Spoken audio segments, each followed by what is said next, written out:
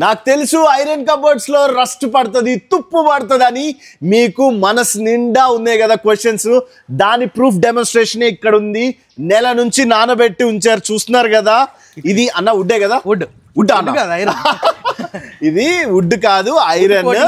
So ఎందుకు check చేశానంటే అన్న చూడండి ఎన్ని మంత్స్ అయిందో పెట్టేసి, అండ్ మీరు క్లియర్ గా చూడొచ్చు, ఒకసారి క్లోజ్అప్ లో కూడా చూడొచ్చు.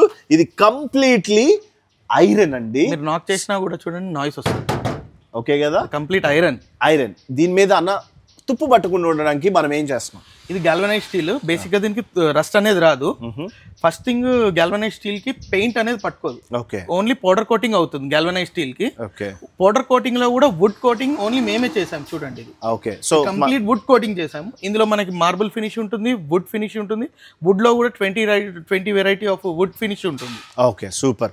సో చాలా మంది వుడ్ స్టైల్ కావాలన్నా ఐరన్ లో అనుకుంటారు కదా, వాళ్ళకి ఒకే ఒక best place iron craft interiors అండి. అడ్రస్, ఫోన్ నెంబర్ క్లియర్గా ఇస్తాను. హలో లేడీస్, మీరే డబ్బులు ఆదా చేసేది, డబ్బులు ఇంటికి మంచి చేసేది మీరే కదా.